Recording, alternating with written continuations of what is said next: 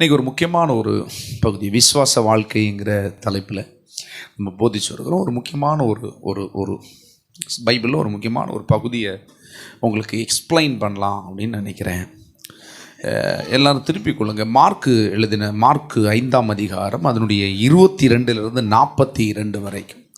So யாரும் படிக்க வேணாம். ஸோ நான் அதை ஷார்ட் அண்ட் ஷூட்டாக உங்களுக்கு நான் விளக்கலாம்னு நினைக்கிறேன். சங்கீதம்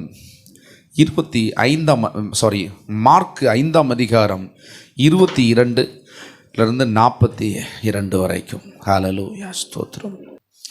இதில் ஒரு 3 இன்சிடெண்ட் சொல்லப்பட்டிருக்கு. துவக்கத்தில் ஆண்டவர் என்ன பண்ணுறார் அப்படின்னா, ஒரு பகுதிக்கு போகிறார்.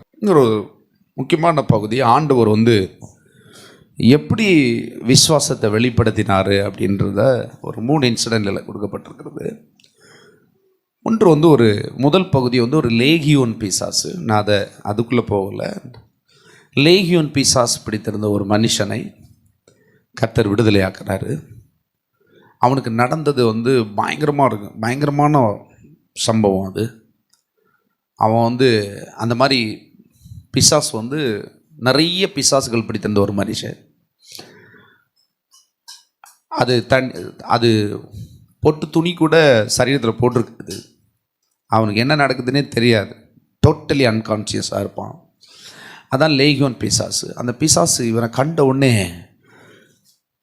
தேவனுடைய குமாரனேன்னு கேட்டு இவர்கிட்ட மண்டிட்டு என்ன செய்யும், என்னை விட்டுரு அப்படின்னு சொல்லும். போயிடும், செத்து போயிடும். இதை பார்த்து அந்த தேசத்து மக்கள் பயந்துருவாங்க. எப்படி? தேசத்து மக்களே பயந்துருவாங்க. எப்பா இப்படிமா இந்த மாதிரி நடக்குமா? ஏன்னா அவன் சுத்தமாக துணியெல்லாம் உடுத்து, ஏன்னா அவன் கல்லெல்லாம் வச்சு உடம்புலலாம் வச்சு அடித்து நொறுக்கி அவன் தன்னை காயப்படுத்திட்டு அப்படி இருப்பான். அவன் வீட்டிலலாம் தங்க மாட்டான். கல்லறை தோட்டம், வனாந்தரம், இந்த மாதிரி தான் தங்குவான். இவனுக்கு நடந்ததை பார்த்து அந்த தேசத்து மக்கள் பயந்து, நீர் இந்த இடத்தை விட்டு போயிருன்றாங்க. புரிஞ்சுதா? அற்புதம்லாம் அப்படி நடக்கும். உங்களை வேணாங்கய்யா அப்படின்னு சொல்கிற அளவுக்கு தேவன் வல்லமையை விளங்க செய்வார். ஆண்டவருக்கு அந்த தேசத்தில் அடுத்து ஊழியம் செய்ய முடியல, வெளியே வராரு. அந்த அற்புதம் செய்யப்பட்டவன், அந்த அற்புதத்தை பெற்றுக்கொண்ட அந்த லேகியோன் பிசாசு இருந்த அந்த மனுஷன் ஆண்டவர்கிட்ட கேட்குறான், நான் அவங்க கூட வரட்டுமான்னு கேட்குறான். இல்லை, நீ இந்த தேசத்தில் இரு. அதுக்கு அர்த்தம் என்ன? கர்த்தருடைய ஆவி அந்த மனுஷனுக்குள்ளே வந்தது. நீ எவ்வளவு மோசமாக இருக்கிறியோ, எவ்வளவு குறைவாக இருக்கிறியோன்றதெல்லாம் மேட்ரு கிடையாது. நீ உன் வாழ்க்கையில் கர்த்தர் வந்தாருன்னு தெரிஞ்சிட்டேன்னு வச்சுக்கோ, உன் வாழ்க்கையில் பெரிய மாற்றங்களை அந்த தேசத்துக்கே உண்டாக்குற அளவுக்கு கர்த்தர் உன்னை பலமாய் மாற்ற முடியும் என்பதுதான் உண்மை. ஆண்டவர் சொன்ன இந்த தேசத்துக்கு இருந்து ஊழியம் செய்யன்றார். இது சாட்சியாக சொல்லு அப்படின்னா ஊழியம் செய்ய அப்படின்னார். அடுத்து இவருக்கு அந்த தேசத்துக்குள்ளே போக முடியல, வெளியே வராரு, இக்கரைக்கு வராரு. வரும்போது இங்கே ஜனங்கள் காத்திருக்கிறாங்க. அவரிடத்துல ஜெபிக்கிறதுக்கு, அற்புதங்களை பெற்றுக்கொள்கிறதுக்கு காத்திருக்கிறாங்க. அப்போ ஒரு முக்கியமான ஒரு மனுஷன் ஆண்டவரை சந்திக்கிறான். அந்த மார்க்கு 5:22 ஒருத்தர் சந்திக்கிறான். அப்பொழுது ஜெப ஆலய தலைவரில் ஒருவனாகிய எவீரு அப்படிங்கிற அவன் அவரை கண்டவுடன் அவர் பாதத்தில் விழுந்து, என் குமாரத்தி மரண அவஸ்தைப்படுகிறாள், அவள் ஆரோக்கியம் அடையும்படிக்கு நீர் அவள் மேல் உமது கைகளை வையும், அப்பொழுது பிழைப்பாள் என்று அவரை மிகவும் வேண்டிக் கொண்டான். ஒரு பயங்கரமான விசுவாசம். என் குமாரத்தி யவீருன்னா ஜெப ஆலய தலைவன். அவன் ஒரு பாஸ்டர் கிடையாது. அந்த ஆலயத்தில் ஒரு முக்கியமான பொறுப்பாக இருக்கிற ஒரு தலைவன். அவனுக்கு ஆண்டவர் பற்றி அவனுக்கு தெரியுது. உடம்பு சரியில்லாமல் இருக்கிற மகள் மரண படுக்கையில் இருக்கிறா. அவளை குணமாக்க இவரால் முடியுன்றதை ஸ்ட்ராங்காக நம்பியிருக்கிறான். நம்பின உடனே நேரம் அப்ரோச் பண்ணுறான். அப்ரோச் பண்ணும்போது அந்த அப்ரோச்சிங்கில் ஒரு விஷயம் கரெக்டாக நீங்கள் கவனித்தா தெரியும். என் குமாரத்தி மரண அவஸ்தையில் அவள் ஆரோக்கியம் அடையும்படிக்கு நீர் அவள் மேல் உமது கைகளை வையும், அப்பொழுது பிழைப்பாள். எப்படிங்க? நீ கை வச்சா போதும். நிறைய பேர் என்ன சொல்லுவாங்க, நம்ம ஆளுங்களாம், ஆண்டவர் ஒரு நாளாவார் வரியலா அப்படின்னு கேட்குறது. இல்லை, நீங்கள் வந்தால் மட்டும் போதும். நீங்கள் கையை வச்சா என் பிள்ளை சுகமாவான்.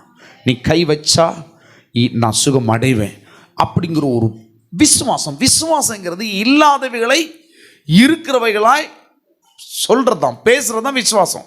அவன் விசுவாசத்தை அறிக்கை பண்றான். ரொம்ப கவனமா இருங்க. விசுவாசத்தை நீங்க, இது ஒரு விசுவாச வாழ்க்கைங்கிற ஒரு தலைப்புல நான் பேசுறேன். விசுவாசம் எப்படி எந்தெந்த சூழலை தாண்டி வேலை செய்யுன்றதான் நம்ம பார்க்க போறோம். இந்த எவீருங்கிற மனுஷன் ஆண்டவர் மேல நம்பிக்கை வச்சு, நீ வந்துட்டு என் வீட்டுக்கு வாங்கய்யா, வந்து என் பிள்ளை மேல கை வச்சிங்கன்னா என் பிள்ளை தப்பிச்சிருவா, சுகம் அடைஞ்சிருவா அப்படின்னு சொல்லி அப்ரோச் பண்ணுறான், ரிக்வெஸ்ட் பண்ணுறான். உடனே இவர் எஸ்ன்னு சொல்லிட்டு வராரு. அப்படியே கிளம்பி வராங்க. வார வழியில் இவருக்கு யாருக்கு நிறைய பேர் நினைப்போம், என்னடா இவர் ஊழியக்காரர் கரெக்டாக ஆன் டைமில் வரார் இல்லையே, 7 மணிக்குன்னு சொன்னார், 7:30 ஆயிடுச்சுங்க காணலையே, 8 ஆச்சுங்க. ஊழியக்காரரை தூங்க மாட்டார், ஊழியக்காரரை தூங்க விட மாட்டாங்க. அந்த நேரம் தான் அங்கே பெரிய பிரச்சனையை சந்திப்பார் அவர். என்ன பிரச்சனை? வேற ஒரு பிரச்சனையும் கிடையாது, எல்லாம் ஒரே ஊழியந்தான். நம்ம ஆளும் வழக்க போல் கிளம்பி ஓகேப்பா சரிப்பா கூடவே போயிடும் அப்படின்னு சொல்லிட்டு உன் பொண்ணை பார்க்க நான் வரேன் அப்படின்னு சொல்லிட்டு வர்றாரு பாருங்க. வரும்போது பாதி வழியில் இவர் விடவே இல்லை, ஜனங்களெல்லாம் நெருக்கி பிதிக்கி இவரை விடவே இல்லை. ஜெபம் பண்ணுறதுக்கு, அது பண்ணுறதுக்கு, இது பண்ணுறதுக்கு கேட்டு விடவே இல்லை. அந்த நெருக்கத்திலேயே இவர் சிக்கி தெரிக்கிறாரு, கிச்சிலு பிச்சிலு காட்டின மாதிரி. எப்படி உங்க அப்படியே ஒரு நெருக்கத்தில் போயிட்டு இருக்கீங்க, ஒட்டங்கன்னு ஒரு இடுப்புல குத்துனா எப்படி இருக்கும்? அவரை கிச்சில் பிச்சில் பண்ணலை, ஆவியில் ஒரு கிச்சில் பிச்சில் உண்டாச்சு அவருக்கு. அது என்ன கிச்சில் பிச்சில் அப்படின்னா, இவர் கேட்குறாரு, என் சரீரத்தில் இருக்கிற என் துணியை தொட்டது யாரு? பெரிய ஒரு ப்ராஜெக்டாக ஒருத்தன் கூப்பிட வந்திருக்கிறான், மரண படுக்கையில் கிடக்கிறான். எப்படி கிடக்குறாங்க? மரண படுக்கையில் கிடக்கிறான். அந்த கேப்பில் சாகிறதுக்கு முன்னாடி போயிடுச்சோம் இல்லையா, ரொம்ப மரண படுக்கைன்னா ரொம்ப எமர்ஜென்சி இல்லை, ஐசியூவில் வச்சுருக்கிற மாதிரி. அப்போது என்ன பண்ணுறாங்க அப்படின்னா, இவர் போயிட்டே இருக்கிறாரு. போகிற வழியில் இவர் போகவே முடியல, நெருக்கி பிதிக்கி அப்படின்றாங்க. இவர் ஒன்று, என் சரீரத்தில் என் துணியின் தொங்கலை தொட்டது யார்? இன்னும் கூட வரவனாலும் கேட்குறாங்க, என்னையா நீங்கள் மொத்தமாக பிதுங்கி வரீங்க, இதில் யாரு போய் துணியை தொட்டதுன்றீங்க? இல்லைப்பா, என்னை யாரோ தொட்டாங்க அப்படின்னு ஒன்று எல்லாருக்கும் ஆச்சரியமாக இருக்குது. அப்போ டப்புன்னு ஒருத்தி அப்படியே முழங்கால் படிட்டு நின்ட்டா, ஐயனே நான் தான். 12 வருடமாக எத்தனையோ வைத்தியங்களை பார்த்து சுகமாகாத என்னுடைய இரத்தப்போக்கு நின்றுட்டு, உங்களுடைய சரீரத்தில் இருக்கிற அந்த துணியின் தொங்கலை ஆச்சும் நான் தொடமாட்டேனா அப்படின்னு சொல்லி நான் விசுவாசித்தேன், தொட்டேன், நான் சுகமாயிட்டேன்னு சொல்லி எல்லாத்தையும் சொல்கிறான். எப்படி நம்ம ஆளுங்க ஊழியக்காரனை கண்டா என்ன செய்வாங்க? ஊழியக்காரில் கண்டா என்ன செய்வாங்க? எல்லாத்தையும் சொல்லும், இருக்கிறத எல்லாத்தையும் கொட்டி தீப்பாங்க. நான் அப்படிலாம் கேட்குறது இல்லைங்க, உண்மையாக தான் கேட்பேன். ஆவியானவர் கேட்குறாரு, ஊழியம் செய்கிறாரு. அப்போ அப்படின்னு நம்ம கேட்போம் இல்லையா? விடுவீங்களா? விட மாட்டோம் இல்லையா? அப்படி அதை மாதிரி தான் என்னை நினச்சிக்கோங்க பாதி. அப்படி அவர் என்ன கேட்குறாருன்னா, அது நீங்கள் வசனம் பாருங்க, எல்லாத்தையும் கீழே பார்த்தீங்கன்னா ஜனக்கூட்டத்தை 26 ஜனக்கூட்டத்துக்குள்ளே அவருக்கு பின்னாக வந்து அவருடைய வஸ்திரத்தை தொட்டாள். உடனே அவளுடைய உதிரத்தின் ஊரல் நின்று போயிற்று. அந்த வேதனை நீங்கி ஆரோக்கியம் அடைந்ததை அவள் தன் சரீரத்தில் உணர்ந்தாள். உடனே இயேசு தம்மிலிருந்து வல்லமை புறப்பட்டதை தமக்குள் அறிந்து ஜனக்கூட்டத்துக்குள் திரும்பி, என் வஸ்திரங்களை தொட்டது யார் என்று கேட்டார். அவருடைய சீஷர்கள் அவரை நோக்கி, திரளான ஜனங்கள் உம்மை நெருக்கி கொண்டிருக்கிறதை நீர் கண்டும் என்னை தொட்டது யார் என்று கேட்கிறீரே என்றார்கள். தன்னிடத்தில் சம்பவித்ததை அறிந்த அந்த ஸ்திரீயானவள் பயந்து நடுங்கி அவர் முன்பதாக விழுந்து உண்மையெல்லாம் அவருக்கு சொன்னாள். எப்படி சொன்னா? உண்மை எல்லாத்தையும் சொன்னார். நம்ம ஆளுங்க எப்படி சொல்லுவாங்க? உண்மை எல்லாத்தையும் கொட்டுவாங்க இல்லையா? ஊழியக்காரர்கிட்ட நிறைய உண்மையை சொல்லுவாங்க, ஓப்பனாக சொல்லுவாங்க, எல்லா காரியங்களையும் உண்மையாக சொல்லுவாங்க. அப்போ அதே போல் உண்மையாக என்ன செஞ்சாங்க? சொன்னாங்க. இவர் வந்து என்ன செஞ்சார்? உட்காந்துருந்தா. பிறகு வருஷம் என்னாச்சு? இப்போ என்ன 2024? 12 வருஷம்னா 2012 இல்லை எப்படி? 2012 உனக்கு இந்த பிரச்சனை இருந்திருக்கு. ஓ சரி. அது முதல்ல எங்கே போனேன்? எந்த டாக்டரை பார்த்த?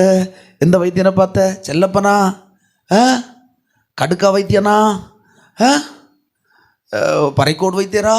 அப்படிலாம் கேட்டு இவர் நல்லா கேட்குறார். கேட்டு முடிகிறதுக்கு கொஞ்ச நேரத்தில் அங்கிட்ட செய்தி வந்தாச்சு, உங்கள் மகள் மரித்து போனாள். யாரு?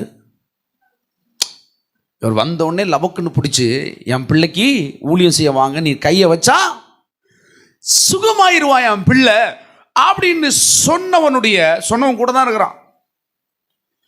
சொன்னவனுடைய குடும்பத்திலிருந்து வந்து செய்தி சொல்றாங்க, உங்க பிள்ளை மரித்து போனால் இனி ஐயரை தொந்தரவு செய்ய வேண்டாம். யார? அவரை ஊழியக்காரரை. இனி தொந்தரவு முடிஞ்சு போச்சு, அது ஆயிடுச்சுங்க, நீ ஆக வேண்டியதை பார்க்கலான்னு அங்கே செய்தி வந்துருச்சு. ஒன்றா நம்ம என்ன செய்வோம்? என்ன செய்யறது, வரும் நேரமாக வரவும் மாட்டார். இங்கே பாருங்க, இந்த ஆன் டைம்லலாம் ஆண்டவர் வந்து நிற்க மாட்டார். அவருக்குன்னு ஒரு ஆன் டைம் இருக்குது. அந்த டைமில் கரெக்டாக அதன் காலத்தில் நேர்த்தியாய் ஒவ்வொன்றையும் செய்ய வல்லவர் தான் கர்த்தர். அவருக்கு தெரியாதது ஒன்றுமே கிடையாது. அவருக்கு கிளியராக தெரியும். அவர் எப்படி வேலை செய்வார்னா, உன் விசுவாசம் எப்படி இருக்குன்னு பார்த்தா வேலை செய்வார். உன் விசுவாசத்தின்படி தான் அவர் வேலை செய்ய முடியுமே தவிர, அவர் விருப்பம் கரெக்டு தான். அவர் எல்லாவற்றையும் செய்ய வல்லவர் தான். அவர் பிழைப்பூட்ட எந்த மரணத்தையும் பிழைப்பூட்ட அவர் வல்லவர் தான், மாற்றமே கிடையாது. அப்போ இங்கே ஒரு செய்தி வருது, அவளை பார்த்து ஓகே, அவர்கள் இப்படி பேசிக்கொண்டிருக்க ஜெபயாலயத்தினுடைய வீட்டிலிருந்து சிலர் வந்து, உம்முடைய குமாரத்தை மரித்து போனால் இனி ஏன் போதகரை வருத்தப்படுத்துகிறீர்கள் என்றார்கள். அவர்கள் சொன்ன வார்த்தையை இயேசு கேட்டவுடன் ஜெப ஆலய தலைவனை நோக்கி, பயப்படாதே. என்னங்க என்ன சொன்னாரா? பயப்படாதே, பயப்படாதே, விசுவாசம் உள்ளவனாயிரு. பயம் வந்தனால என்ன வந்துடும்? விசுவாசத்துக்கு தான் கேடு உண்டாகும். அவிசுவாசம் உள்ள வர்றதுக்கு தான் பயம் வரும்.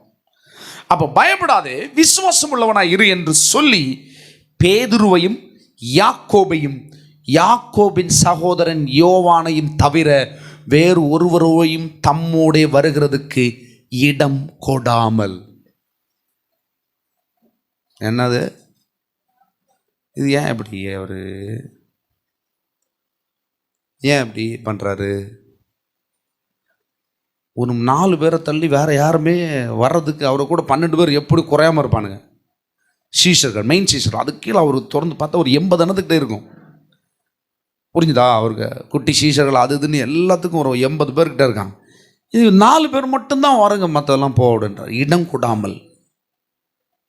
புரிஞ்சுதா உங்களுக்கு? நம்ம ஆளுங்க என்ன செய்வாங்க, இவர் கூட இருந்தால் அந்த ஒரு 80-90 பேர்லாம், ஒரு 100 பேர்லாம் போச்சுன்னு வைங்களேன், என்ன ஆகும்? மரணம் வீடு கன்ஃபார்ம். எப்படி? மரண வீடு பரவாயில்லையே, பிள்ளை மரித்த உடனே ஆளு கூடிருச்சு, நம்ம ஆளு கூடிச்சு, தள்ளுன்னு சொல்லிட்டு நம்மள என்ன செய்வோம்? எல்லாரும் கூட தள்ளுறதானே இந்த உலகம், இல்லையா? ஆண்டவர் சொல்கிறார், 4 பேர் மட்டும் என் கூடவா. யாரெல்லாம்? பொதுவாக ஆண்டவர் இவங்களை தான் கூட்டிகிட்டு போவார். முக்கியமான ஏன் அப்படின்னா, இவங்களுக்குள்ள ஒவ்வொரு மனுஷனுக்குள்ளேயும் ஒவ்வொரு விதமான விசுவாசம். ஆண்டவர் யாரையுமே என்ன செய்ய மாட்டார், யாரையுமே நெக்லெக்ட் பண்ணுறதில்ல. ஆனால் தன்னுடைய அந்த வேவ்லேருந்துக்கு, அந்த விசுவாசத்துக்கு ஏற்ற ஜனங்களை தான் கூட்டிகிட்டு போகிறார். புரியுதா? அதில் ஒரு ரகசியம் இருக்குது. புரியுதா? பேதுரு யாக்கோபின் சகோதரர் யாவனையும் தவிர வேறொருவரையும் தம்மோடு வருகிறதுக்கு இடம் விடாமல் ஜெப ஆலய தலைவனுடைய வீட்டிலே வந்து சந்தடியை மிகவும் அழுது புலம்புகிறவர்களை கண்டு, உங்களை உள்ளே பிரவேசித்து நீங்கள் சந்தடியும் பண்ணி அழுகிறதுன்னு அங்கே உடனே என்ன செஞ்சுட்டாங்க? தாரதப்பட்டை எல்லாம் அடித்து அங்கங்கேயா போயிருந்து. நம்ம ஊரில் எல்லாம் எப்படி பண்ணுவாங்க? நம்ம ஊரில் அப்படி பண்ணுறதில்ல. இப்போ சின்ன வயசில் நான் நம்ம ஊரில் பார்த்துருக்குறேன், இந்த தாரதப்பட்டெல்லாம் அடிக்கிறதெல்லாம் நான் சின்ன வயசில் பார்த்துருக்குறேன். இப்போ நம்ம ஊரில் அப்படிலாம் கிடையாது. தாரதப்பட்டெல்லாம் அடிப்பாங்க, ஒப்பாரி வைப்பாங்க, இல்லையா? இது திருநெல்வேலி மாவட்டம் தானே, இங்கே நார்லேருந்தே இருக்குது. ஒப்பாரி பாடலாம் பாடுவாங்க.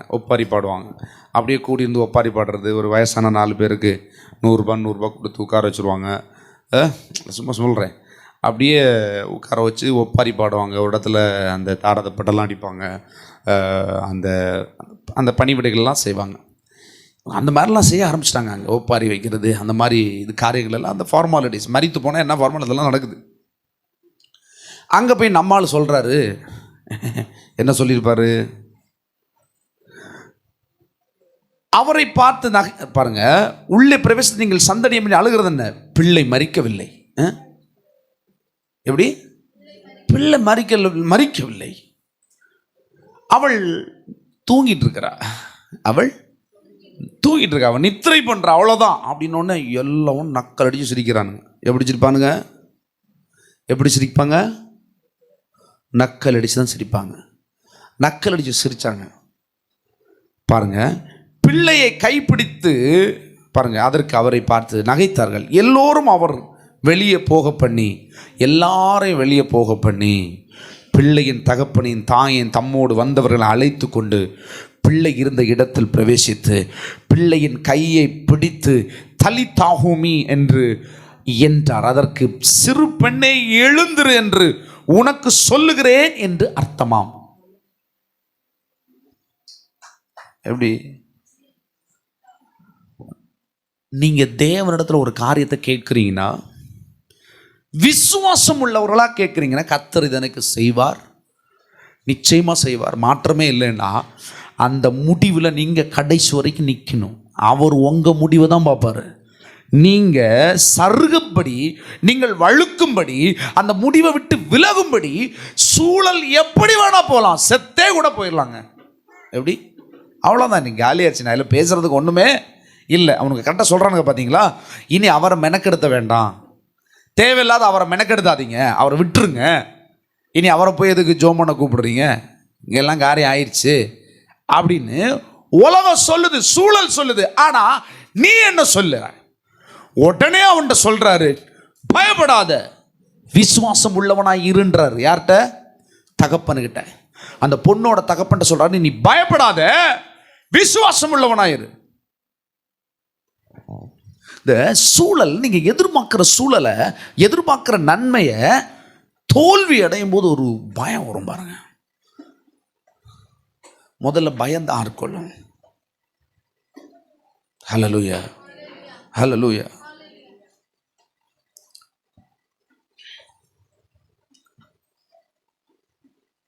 உங்களால் முடியுதோ முடியலையோ, என்னுடைய நண்பர் ஒருவர் மரித்த போது ஐ வாஸ் வெரி ஷாக்ட். நான் ரொம்ப ஷாக்காக இருக்கேன், ஷாக் ஆகிட்டேன். அப்படி மரிக்கிறவன் இல்லையே, எப்படிடா. மரித்தப்போ எனக்கு உள்ளே ஒரு பயம் வந்துருச்சு.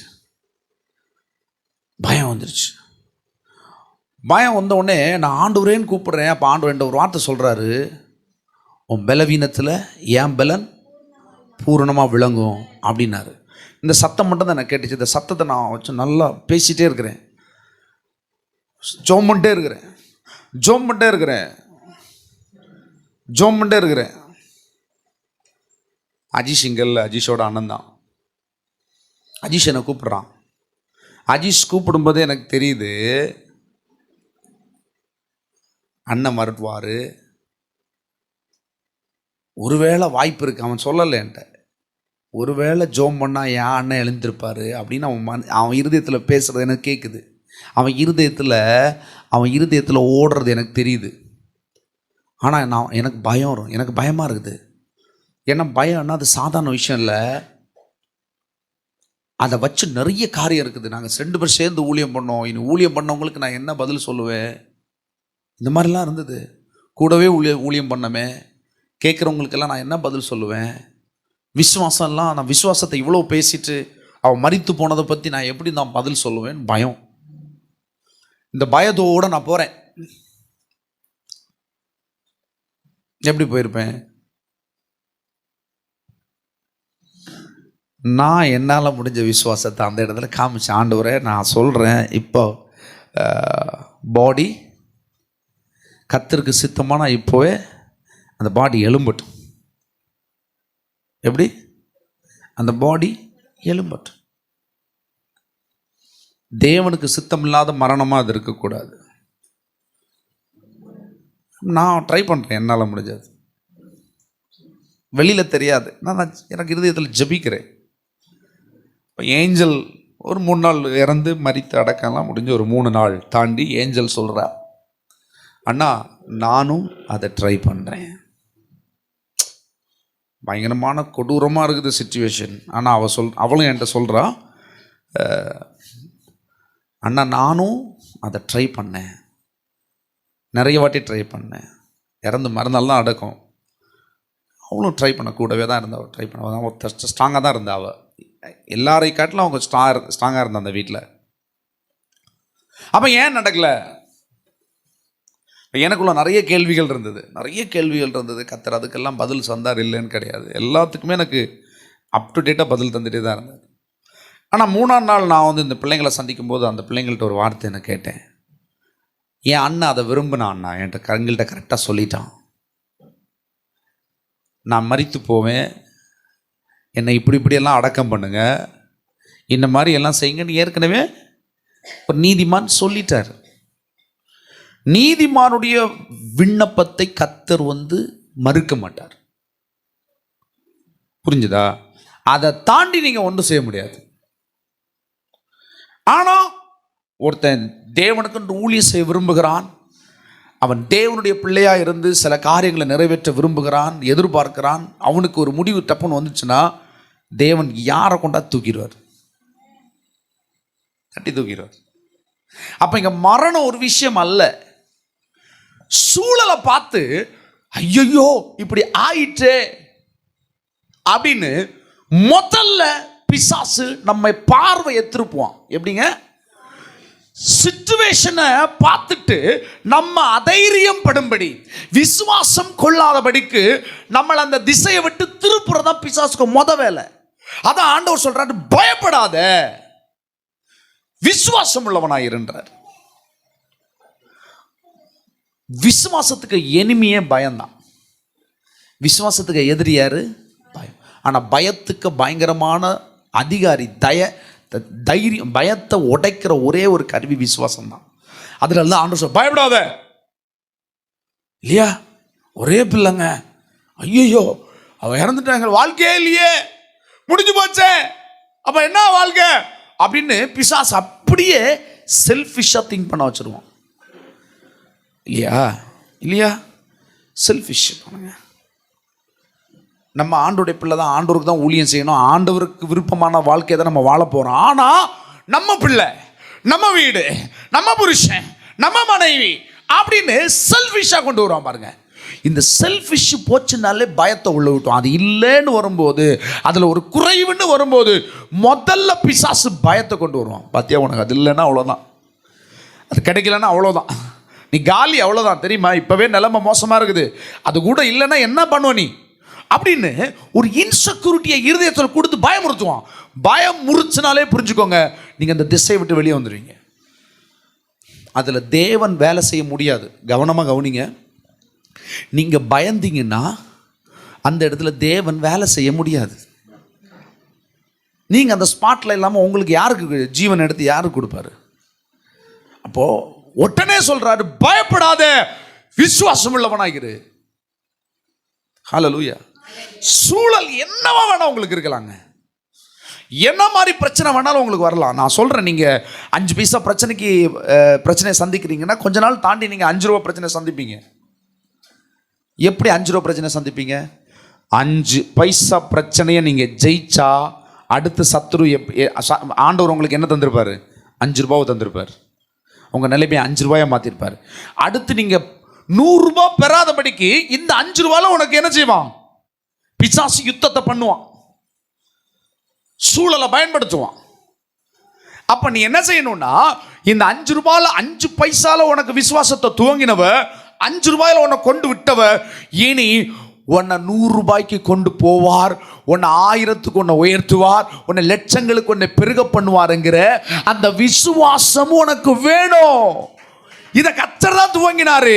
கர்த்தர் துவங்கினதை கர்த்தர் முடிப்பார். அவரே துவக்கவும் முடிவுமாயிருக்கிறாரு. உன் பிரச்சனையை யார் வேணா உண்டாக்கிருக்கலாம், ஆனா உனக்கு நன்மையை துவங்கினவர் நன்மையை முடிப்பார், நன்மையை கொண்டு வந்து சேர்ப்பார். தொடர்ந்து உன்னை நன்மையில் நடத்துவார். முடிச்சா அவர் தான் முடிப்பார், வேற இடையில எவனும் முடிக்க முடியாது. ஹல்லேலூயா. எனக்கு நன்மையை கொடுத்தவர் எனக்கு தீமையை கொடுப்பதே இல்லை. எனக்கு நன்மையை கொடுத்தவர் தொடர்ந்து எனக்கு நன்மையை கொடுத்து கொண்டே இருப்பார். நான் தீமையை காண்பதே இல்லை. அப்படிங்கிறதுல நீங்க நின்று நினைச்சுக்கோ, நீ நன்மையினால் உன் வாழ்வு திருப்தி ஆகும் வரைக்கும் உன்னை கத்து நடத்தி கொண்டே இருப்பார். ஹல்லேலூயா, ஹல்லேலூயா. உங்க ஊர்ல யாராவது செத்து உயிரோடு எழும்பியிருக்காங்களா? உங்கள் ஊரில் உங்கள் குடும்பத்தில் யாராவது செத்து போய் உயிரோடு எழும்பியிருக்காங்களா? செத்து நம்மளே செத்த வீட்டில் போய் செத்து உட்காந்துருந்து வர்றதானே இல்லாமல் நம்மளே செத்து கிடக்குறோம், செத்தே பிறந்திருக்கோம். நான் எல்லாம் பாருங்கள், எனக்கு உயிரே கிடையாது. பிறக்கும்போது எனக்கு உயிரே கிடையாதான், மூச்சு பேச்சு இல்லாமல் கிடந்திருக்கேன். பார்த்தீங்களா, உயிரோடு எழுப்பியிருக்கிற. அவ்வளோ டார்ச்சர் போடுறேன் அப்போ உங்களை, இல்லையா? எவ்வளோ டார்ச்சர். டேய் சாகாதீங்கன்னு உங்களை டார்ச்சர் பண்ணுற அளவுக்கு கர்த்தர் என்ன உயிரோடு எழுப்பியிருக்கிறார். அவருடைய ஜீவன் சும்மா இல்லைங்க. நான் சொல்லட்டுமா, உங்களை சுற்றி இந்த காரியம் எங்கேயுமே நீங்கள் கேட்டதோ அறிந்ததோ நடந்ததை நீங்கள் பார்த்ததோ கிடையாமல் இருக்கலாம். ஆனால் வேதம் சொல்லுகிறது உண்மை. இந்த பூமியில் தான் நடந்தது. இயேசு தான் உயிரோடு எழுப்பினார். நாம் விசுவாசிக்கிற தேவன் தான் இதை உயிரோடு எழுப்பினார். நம்மளை மாதிரி மனுஷனாக இருந்து தான் இந்த பிள்ளையை உயிரோடு எழுப்பினார். ஹல்லேலூயா. பாடையை தட்டி எழுப்புறார். அசால்ட்டாக பாடையை வந்து, என்னடா உங்கள் ஊரில் மரணப்பட்டியில் வச்சு 2 நாள் ஃப்ரீசரில் இருந்து கேட்டியலா, திறந்த ஒன்று அடக்கணும், 1/2 மணிக்கூர் இல்லைன்னா 1 மணிக்குள்ளே அடக்கணும். பெட்டிக்குள்ளே வச்சாச்சு. அப்படி கொண்டு போயிட்டுருக்காங்க வேகமாக. 1 மணிக்கூருக்குள்ளே ஆகணும். 1:15 மணிக்கூர் ஆச்சு. இன்னும் ஐட்டம் நாரம் அப்படின்னு வேகமாக கொண்டு போயிட்டே இருக்காங்க. நீங்கள் போய் பிரைஸ் தி லார்ட் எல்லாரும் நெல்லுங்கள், தூக்கிட்டு போகிற 4 பேர் நீங்கள் அதை பாக்ஸை கிலோ வைங்க, அதை தரைங்க. உங்களை விடுவாங்களா?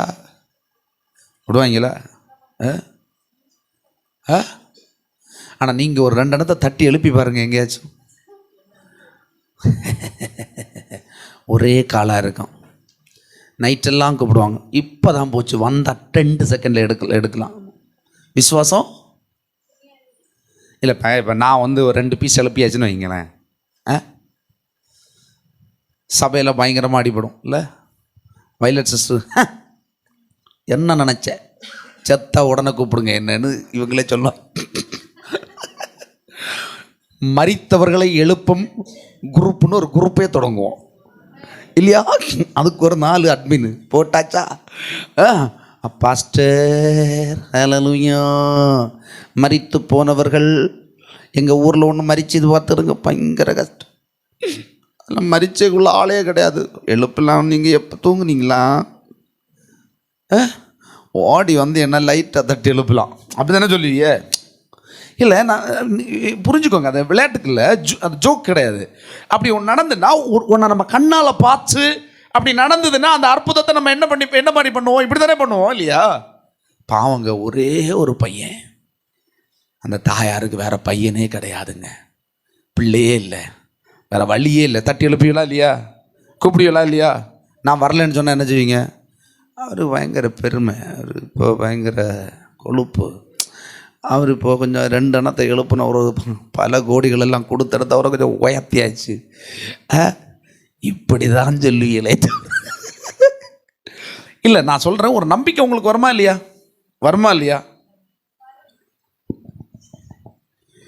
இந்த வேதத்தில் சொல்லப்பட்ட எல்லாமே முன்னாடி நடக்கல, அப்பதான் நடத்தினார் அவரு. அப்படியே ஒரு பிணத்தை கொண்டு போயிட்டே இருக்கிறாங்க.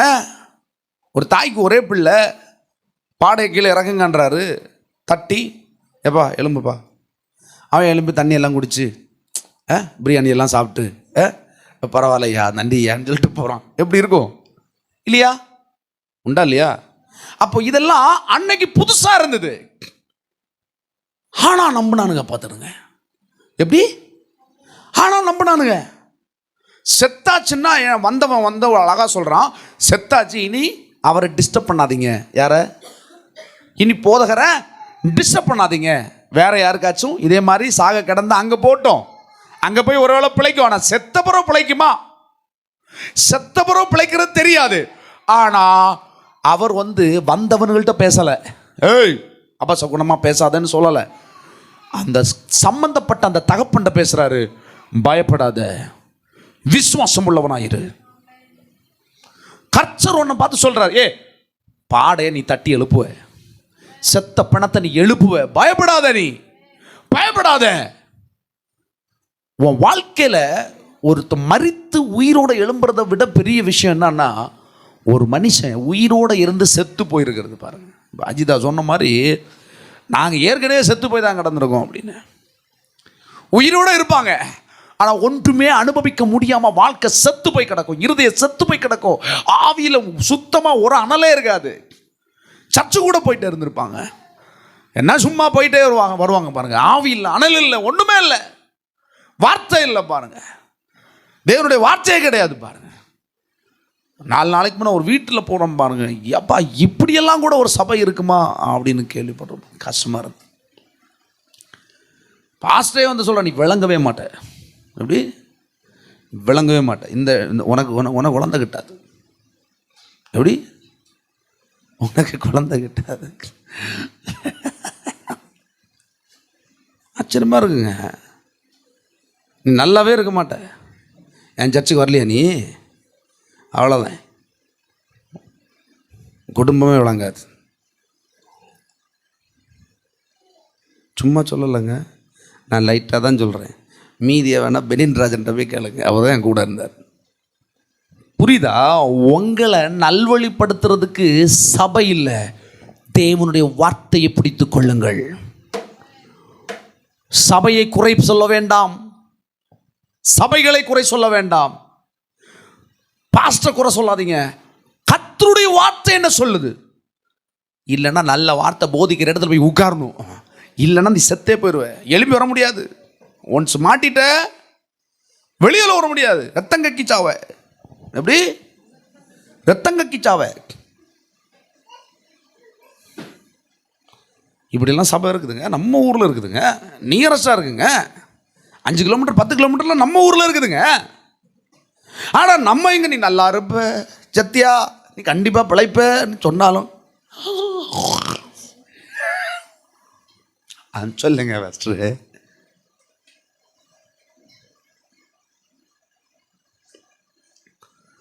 நீ மரித்து போவதில்லைப்பா, நீ பிழைத்து, நீ சாகாமல் பிழைச்சிருப்பாய். அவ்வளோ தெளிவாக சொல்றாரு, நீ பயப்படாத, விசுவாசம் உள்ளவனாயிரு. அப்படின்னா ஆண்டவர் சொல்றாருன்னா கண்டிப்பாக பிழைப்பு உண்டு. பாருங்க, அவர் போய் அடுத்து ஊரில் போய் சொல்ல முடியுதா? எல்லாம் அழுது புலம்பிட்டு இருக்கானுங்க. அவள் மரிக்கவில்லை, அவள் தூங்கி கொண்டிருக்கிறாள்.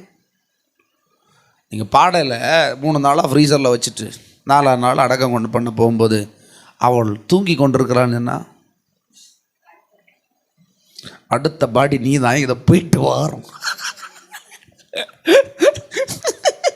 அடுத்த பாடி நீ தான், டேய் டேய் வாரேன், இப்போ கையில் பாடி இருக்குது, முடிஞ்சவன் ஏதாவது போடுங்கடா, அவனை மண்டலை போடுங்கடா, அடுத்த ரவுண்டு நான் தூக்குறேன் நான், இல்லை இதே குண்டிலே தூக்கி வச்சுருவோம்டா, அப்படி தானே சொல்லுவாங்க. உலகம் நீங்கள் அடையக்கூடிய நன்மையை ஆதரிக்காது, நீங்கள் தேவைப்படுகிற உங்க நன்மையை ஆதரிக்காது. ஒருவேளை அது வேணும்னு அவர்கள் புரிந்து கொண்டால் கூட அவ்வளவா உங்களுக்கு அவ்வளவா உங்களை என்கரேஜ் பண்ணாது. சரி அப்படியா, சரி சரி அப்படிதான் சொல்லுவோம். உனக்கான நன்மையை நீ எந்த இடத்துல செத்து போய் கிடக்குன்றது உனக்கு தான் தெரியும். நீ செத்து போய் கிடக்கிற இடத்துல ஆண்டவர் சொல்றாரு, நீ பயப்படாத, நீ சாகல, இனி பிழைத்திருப்பாய், நீ பிழைப்ப. அது என்ன ரூபத்தில் நீ செத்து போனாலும் நீ பயப்படாத. அவர் சமூகத்தில் நிக்கிறேல, நீ வெட்கப்படாம என்னிடத்துல முகத்தை பார்த்து, என் முகத்தை பாரு, என்னுடைய வார்த்தையை கேளு, நீ சாகாமல் பிழைச்சிருப்பாய். பயப்படாத, தைரியமாறு. செத்தே போனாலும் கூட அவரால் பிழைப்பூட்ட முடியுங்கிறது ஒரு ஒரு ஒரு ஒரு முதன்மையான ஒரு விசுவாசம் அது. அதை விட்டு வேற ஒன்றும் இல்லைங்க. என் வாழ்க்கையில் எது வேணால் செத்து போயிருக்கலாங்க. என் வாழ்க்கையில் சுகம் செத்து போயிருக்கலாம், நன்மை செத்து போயிருக்கலாம், சமாதானம் செத்து போயிருக்கலாம், என் வாழ்க்கையில் என்ன வேணா செத்து போயிருக்கலாங்க. ஆனால் தேவனால் என்னை பிழைப்பூட்ட முடியும். என் தொழிலுங்க, நான் செஞ்சு பார்க்குறேன், நான் எதை செஞ்சாலும் வரமாட்டேங்குதுங்க. நான் 1000 ரூபாய் வேலை செஞ்சால் என் வீட்டில் தங்கவே தங்காதுன்றாங்க. பாருங்கள், என் வீட்டில் வேலையை தங்கவே செய்யாது. இந்த 2 இடத்துல நீ வீடே கட்ட மாட்டேன்றாங்க. எப்படி? ஒரு பாஸ்டர் போய் சொல்லிருக்கிற, இந்த இடத்துல நீ வீடே கட்ட மாட்டேன். நான் என்ன சொல்லியிருப்பேன்?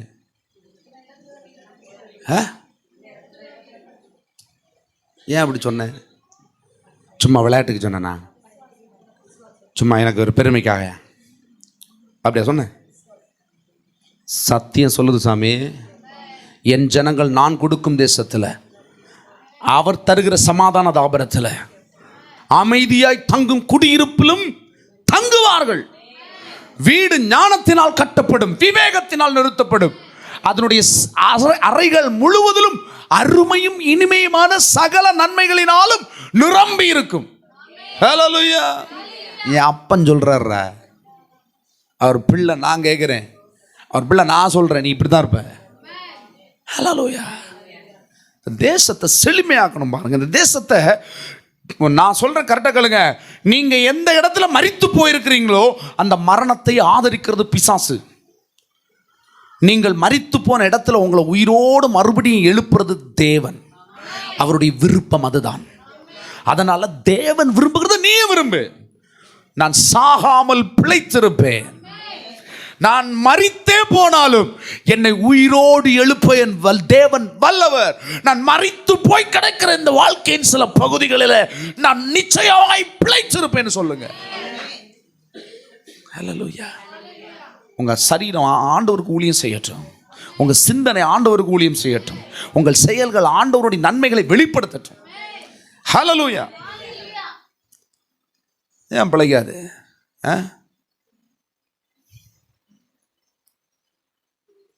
செத்தவங்க கூட போயிருந்தா அழாதீங்க. எப்படி? ஒப்பாரி பாடாதீங்க. முடிஞ்சா என்ன செய்யுங்க? தட்டி எழுப்புங்க. அப்படியா ஒரே பிள்ளை பார்த்துக்கிடுங்க.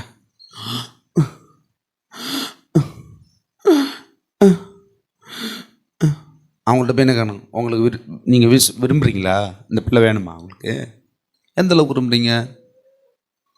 ரொம்ப நேசிச்சு 5 ஏக்கர் சொத்து கூட அவ்வளோ பேரில் தான் வாங்கிட்டு, சரி அவன் அந்த 5 ஏக்கர் சொத்தையும் ஜூபிலின் மெரடிட்டுன்னு ஒரு பாஸ்டர் இருக்கு, அவரு கொடுப்பீங்களா? அது சித்தப்பா பிள்ளைகளெல்லாம் கேட்கும், பெரியப்பா பிள்ளைகளும் கேட்குமே. அப்போ சாவு, அப்போ செத்தது நல்லதுதான். ஆண்டவர் சூப்பராக தான் பிளான் பண்ணியிருக்காரு. உனக்கு பிள்ளை இல்லை, சித்தப்பன் பெரிய பொண்ணு கொடுப்பாரு ஆண்டவர், அதான் பிளானு. உன்னை விட கில்லாடிக்கு கில்லாடி தான் என் அப்பன். ஹல்லேலூயா, ஹல்லேலூயா. இப்போ நீ இந்த சபைக்கு கொடுன்னு சொல்ல அடுத்த செகண்ட் உன் பிள்ளை எழும்பும். பிள்ளை எழும்புனோன்னா நம்ம ஆளு தரும்போம் 2.5 ஏக்கர் தரட்டும். பிள்ளை அடுத்து 2.5 நாள் கூட இருக்கார், மறுபடியும் சாவும்.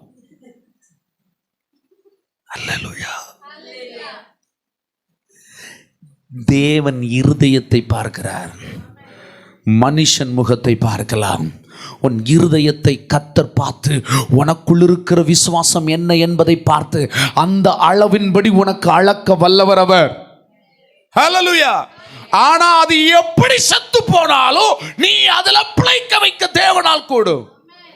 Even if you are lost 5 acres, உங்களால உங்க அறியாமையினால உங்க குழப்பத்தினால 5000 ஏக்கரை நீ இழந்தால் கூட கர்த்தர் உனக்கு அது 10,000 ஏக்கராய் திரும்ப தர முடியும்.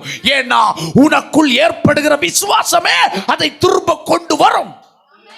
ஹல்லேலூயா. அது என்ன வேணா மரிச்சிருக்கலாம், எது வேணா மரிச்சு போயிருக்கலாம். ஆனா கர்த்தருக்கு கீழ்ப்படுகிறியா, தேவன் எனக்கு எல்லாவற்றையும் தருவார். ஆபிரகாம் சாதாரணமாலாம் விசுவாசிக்கல பாருங்க. அதே 3ஆம் அதிகாரத்தில் எழுதி நான் பார்த்தேன்னா, லோத்து வந்து எப்படி ஆசீர்வதிக்கப்பட்டான்? லோத்து கூடவே இருந்தவன் பாருங்க. லோத்து எப்படி ஆசீர்வதிக்கப்பட்டான் தெரியுமா? இவன் பானையில நிரம்பி வழிந்ததை அவன் எடுத்துக்கிட்டான். எப்படி? ஆபிரகாமுக்கு பானை நிறைஞ்சு, அவனுடைய சட்டி நிறைஞ்சு, அவனுடைய களஞ்சியங்கள் நிரம்பி வழிந்ததை பெற்றுக்கொண்டவன் தான் லோத்து. அவனுடைய ஆசீர்வாதம், அவனுடைய ஆட்டுக்குட்டி மாட்டுக்குட்டி எல்லாம் இங்க தங்கலை. அவனுக்கு மேயறதுக்கு இடம் இல்லை. எப்படி?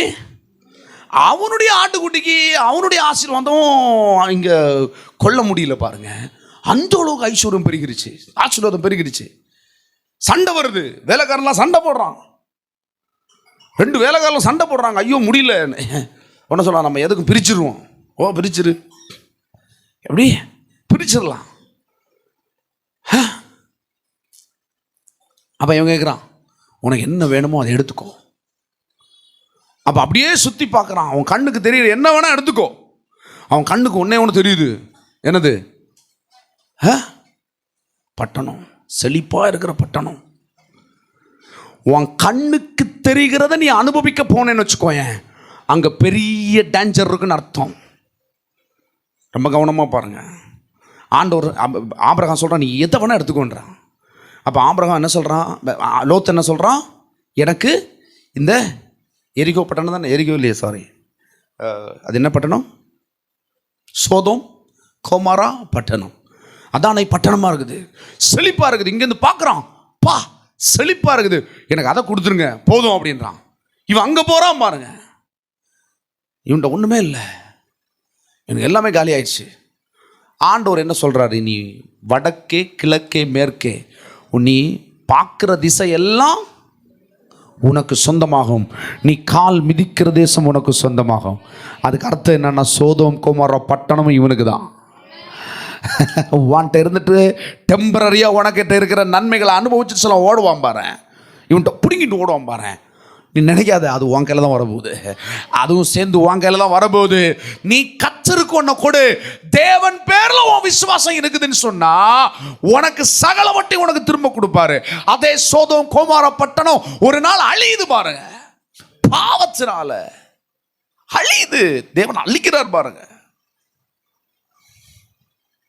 பூமியின் அந்த நிறைவும் அவனுக்கு கர்த்தருடையதான் இருக்குது பாருங்க. அப்ப அது யாரும் பொல்லாங்கன்னு அதை எடுத்துட்டு போக முடியாது. தேவனுடைய பிள்ளைங்க தான் அதை அனுபவிக்க முடியும். ஹல்லேலூயா. நீ எதை வேணாலும் இழந்திருக்கலாம், எத்த வேணா இருந்திருக்கலாம், எத்த வேணாலும் இழந்திருக்கலாம். கர்த்தர் அதை உனக்கு திரும்ப கொடுக்க வல்லவரா இருக்கிறார். இந்த காலை வேளையில உங்களுக்கு அதுதான், உங்க வாழ்க்கையில செத்து போச்சுப்பா இந்த காரியம், குறிப்பிட்ட இந்த காரியம் 1998 போச்சுங்க, வராது, இனி வர்றதுக்கு வாய்ப்பே இல்லை அப்படின்னா கர்த்தர் சொல்றார், அது வரும், அது வரும். எனக்கு ரொம்ப நேசிக்கப்பட்ட ஒரு மனுஷன் செத்தே போயிட்டாங்க, வரும். நான் சொல்றேன், இது வரைக்கும் உனக்கு நான் புரிய வச்சேன், எப்படி செத்தா எலும்புவாங்கன்னு உனக்கு புரிய வச்சேன். நான் சொல்றேன், செத்து போய் அடக்கம் பண்ணி 10 வருஷம் ஆச்சுங்க, எலும்புமா? எலும்புமாங்க? எப்படி எலும்பும்? கொஞ்சம் பாதி உங்க விசுவாசத்தினால அது எழும்பும். எப்படி இருக்கும்ல?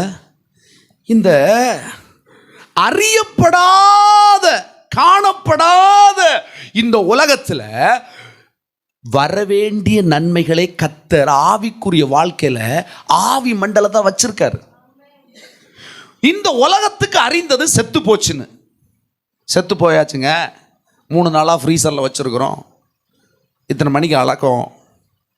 ஃப்ரீசர்லேருந்து அந்த டைம் ஒரு அரை மணி நேரத்துக்கு முன்னாடி எடுப்பாங்க இல்லையா, எடுத்து வைப்பாங்க, அவங்க கொஞ்சம் நேரத்தில் அடக்கம் பண்ணிடுவாங்க. புரியுதா?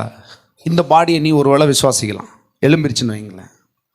எப்படி எப்படி மரித்து கொஞ்ச நேரத்தில் ஒரு பாடியை நீங்கள் எழுப்பிட்டீங்க 1 மணி நேரத்தில், அப்போ விசுவாசம் எப்படி வரும்? 1 ஹவரில் நான் எழுப்பிடுவார். உங்கள் பக்கத்தில் நிற்கிறவங்களுக்கு ஒரு நம்பிக்கை வரும், 1 ஹவர்னா அல்ல, ஒரு பயங்கர டெக்னிக்காக நம்ம ஆளுங்க உருவாக்குவாங்க பாருங்க. செத்து போய் 2 நாள் தாண்டி 3 நாள் தாண்டி நீ எழுப்புனேன்னு வச்சுக்கோ, நம்பிக்கை வந்துடும்.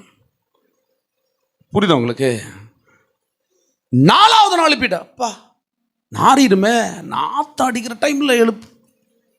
பெரிய மேட்டர் தான். 4 வருஷம் ஆனாலும் எழும்பும். அல்லேலூயா. சில பிணங்களெல்லாம் இன்னும் சாகாமல் இருக்குது. செத்து போயிட்டு உயிர் போயிடுச்சு, ஆனால் சரீரம் எல்லாம் சாகலை.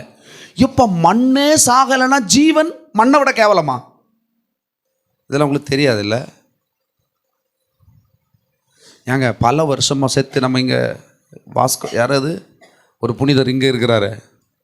ஒரு புனிதர்னு பட்டம் கொடுத்துட்டாங்க, ஊழியக்காரர். அந்த பாடி வந்து உயிர் போயிடுச்சு. என்ன இருக்குது? சரீரம், மண் தானே ஈஸியாக அழுகிறோம். அந்த மண் வந்து இருக்குது. அதை வருஷத்துக்கு 10 வருஷத்துக்கு ஒரு வாட்டி இறக்குவாங்க. இந்த டிசம்பர் இறக்க போகிறாங்க, சரியா? இந்த டிசம்பர் இறக்க போகிறாங்க, வேணா போய் பாருங்கள்.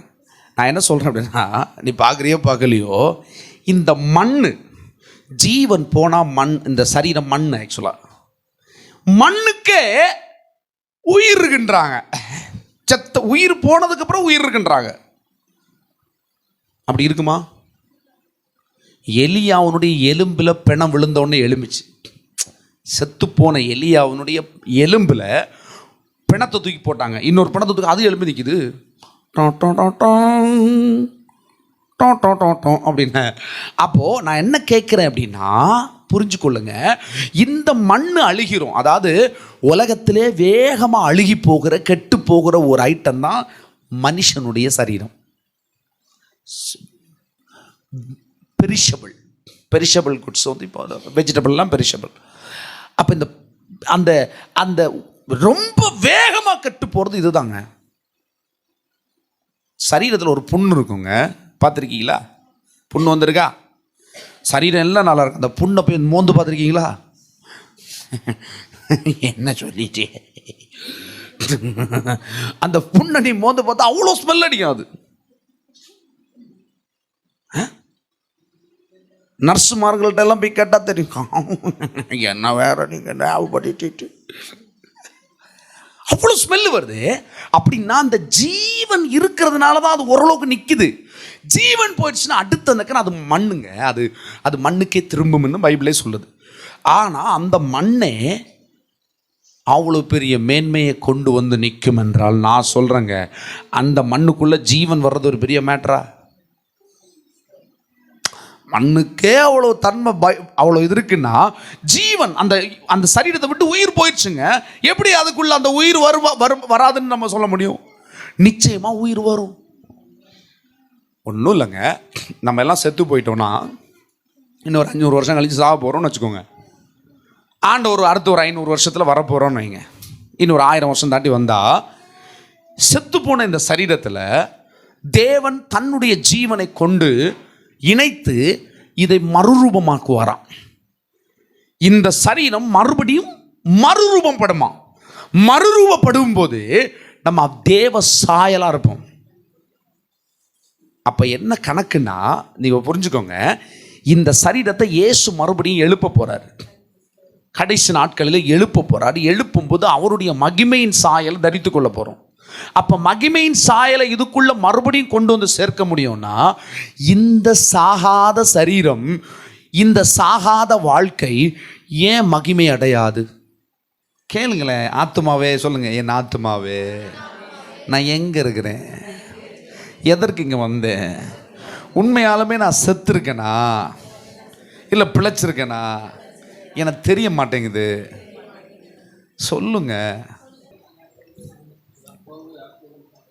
பாருங்க, பேதுரு, யாக்கோபு, யோவான் சகோதரர் யோவான், பாருங்க, இந்த 4 பேர் எப்பவுமே ஆண்டவரோட இருப்பாங்க. ஏன்னா அவங்க தான் உண்மையாக தெளிவாக புரிஞ்சுக்கிட்டானுங்க. தேவன் ஒரு ஸ்பாட்டில் நின்னா, இயேசு ஒரு ஸ்பாட்டில் நின்னா, அங்கே கண்டிப்பாக முடிவுண்டாகும். அங்கே செத்தே போனாலும் எழுப்புறதுக்கு இவர் வல்லமை உள்ளவர்னு அறிஞ்சானுங்க. அந்த 4 பேரை மட்டும் வச்சுருந்தார். மற்றவனை வெளியே விட்டார். ஒப்பாரி பாடுறவன் வெளியே போ, தகப்பனும் தாய் மட்டும் உள்ளேரு, தலித்தாவுமி, எழுந்துரு. அடுத்து என்ன சாப்பாடு வச்சுருக்கீங்க? கொடுங்க. என்ன சொன்னார்? என்ன சாப்பாடு வச்சுருக்கிய? காலையில் உடம்பு சரியில்லாத பழஞ்சி கொடு. நீ என்ன செய்ய போகிற? நேராக போ. எது பெரிய ஹோட்டலாக பார்த்து எங்களுக்குன்னு சேர்த்து ஃபுட்டு வாங்கிட்டு வா. அப்படி தானே சொல்லியிருப்பார் அடுத்து, இல்லையா? ஹல்லேலூயா. திருப்பி கொள்ளுங்க. அதே பேசேஜ் இங்கே இருக்குது, நீங்கள் வேணால் நோட் பண்ணிங்க. லூக்கா 8ஆம் அதிகாரம் 41லேருந்து 56 வரைக்கும். லூக்கா 8, 41, 56. அதுலேயும் அதை பறித்து கொஞ்சம் ஆழமாக சொல்லப்பட்டிருக்கு. சங்கீதம் 33 திருப்பிக் கொள்ளுங்கள். 9 வசனம் வாசிக்கிறேன் பாருங்க. அவர் சொல்ல ஆகும், அவர் கட்டளையிட நிற்கும். கர்த்தர் ஜாதிகளின் ஆலோசனைகளை விருதாவாக்கி ஜனங்களுடைய நினைவுகளை அவமாக்குகிறார். கர்த்தருடைய ஆலோசனை நித்திய காலமாகவும் அவருடைய இருதயத்தின் நினைவுகள் தலைமுறை தலைமுறையாக்கும் நிற்கும். கர்த்தரை தங்களுக்கு தெய்வமாய் கொண்ட ஜாதியும் அவர் தமக்கு சுதந்திரமாய் தெரிந்து கொண்ட ஜனமும் பாக்கியம் உள்ளது. அவர் சொல்ல ஆகும். உங்களுக்கு ஒன்று புரியுதா? கர்த்தர் சொன்னா என்ன வேணா நடக்கணும். உங்களுக்கு தெரியுதா? யாருக்கு நடக்கும் அது? அவர் தமக்காய் தெரிந்து கொண்ட ஜாதிக்கு நடக்கும். அவர் தமக்காய் தெரிந்து கொண்ட உனக்கும் எனக்கும் நடக்கும். மரித்தே போனாலும் கர்த்தர் உயிரோடு எழுப்பி கொண்டு வர முடியும். ஹல்லேலூயா. உன் வாழ்க்கையில் ஏதோ ஐயோ இந்த பகுதி மரிச்சே போயிடுச்சுப்பா, கிடைக்கவே கிடைக்காது. தேவனால் அது கூடும். அவர் சொல்ல ஆகும், அவர் கட்டளையிட நிற்கும் என்றால் நீயும் சொல்ல ஆகும். நீ கட்டளையிட்டால் எதுவும் நிற்கும். ஏன்னா அவருடைய ஜாதி, அவருக்கு சுதந்திரமா நம்ம இருக்கிறோம். இங்க பாருங்க, நீங்க யாருக்கோ சுதந்திரமா இருக்கிறதுனால தேவ நன்மை பெற்றுக்கொள்ள முடியாது. மதிப்புக்குரிய நர்ஸ் அம்மாக்களே கேளுங்க, உங்களுக்கு இருக்கிற பெரிய பிரச்சனை என்னன்னு கேளுங்க. நர்ஸுகள், உன்னுடைய சோர்ஸ் மருந்து. காய்ச்சலுக்கு இந்த பாராசிட்டமால், இருமலுக்கு சிட்ரிசின், இது மாதிரி சில மருந்துகள் தான் உனக்கு தெரியும். சோர்ஸ் இதுதான் சோர்ஸ். ஆனால் தேவன் தான் சுகத்தின் யதார்த்தம். அவர் தான் சுகம்னு நீ தெரிஞ்சுக்கணும். இல்லைன்னா பிழைக்க முடியாது. உனக்கே மருந்து தெரிஞ்சோடனே பிழைச்சிட முடியாது சாமி. மருந்து தெரிஞ்சோடனே மருந்தே போட்டுருப்பாங்க. பார்த்துருக்கீங்களா? நீங்கள் மருந்து மேலே நம்பிக்கை வச்சுருப்பாங்க. மருந்து உங்களை பிழைப்பு. மருந்து நீங்கள் எடுக்கிறது தவறே இல்லை. மருந்து நீங்கள் எடுத்துக்கோங்க, எவ்வளோ வேணா எடுத்துக்கோ. ஆனால் விசுவாசத்தினால நீங்கள் மருந்தை எடுக்கலைன்னா மருந்தே உன்னை கொல்லும். அப்படி மருந்து உன்னை கொல்லும் சாமி. கொல்லாதா? மருந்தாயா கொல்லும். நீங்கள் யாருக்கு சுதந்திரமாக இருக்கிறீங்க? மருந்துக்கு சுதந்திரமாக இருக்கிறீங்களா? தேவனுடைய வார்த்தைக்கு சுதந்திரமாக இருக்கிறீங்களா? வார்த்தைக்கு உங்களை ஒப்பு கொடுத்தீங்கன்னா வார்த்தை உங்களை சுதந்திரிக்கும். ரோசலட்டா அவன் நான் சொல்கிறதெல்லாம் கேட்பாப்பா, கடைசி வரை என் கூட நிற்பா அப்படின்னு வார்த்தைக்கு நீங்கள் சுதந்திரமாக உங்களை கொடுத்தீர்கள் என்றால் வார்த்தை உங்களை சுகமாக்கும். நீங்கள் செத்தே போனாலும், என்னங்க கொஞ்ச நேரம் படுத்திருந்தேன், என்னாச்சு? அதுக்குள்ளே பெட்டியெல்லாம் வாங்கிட்டியே, என்னது கொஞ்ச நேரம் அயர்ந்து தூங்கணுன்னே அப்படின்னு எழுந்திருப்பீங்க. ஹல்லேலூயா. உன்னை தட்டி எழுப்பணும் கூட இல்லை. உனக்குள்ள அவருடைய ஜீவன் வாசம் பண்ணி கொண்டிருக்கிறது. நான் மரிப்பதில்லை, நான் மரணத்தை காண்பதும் இல்லை, நாம் சாகாமல் பிழைத்திருந்து அவருக்கென்று கனி கொடுப்பேன். ஹல்லேலூயா. பிராலியாண்டோர மசியாட்டேரா. மரணம் நம்ம வாழ்க்கையில் இருக்கக்கூடாதுங்க. வியாதி ஒரு வகையான மரணம், இல்லாமை ஒரு வகையான மரணம், குறைவு ஒரு வகையான மரணம், சாபம் தரித்திரம் எல்லாம் மரணம்.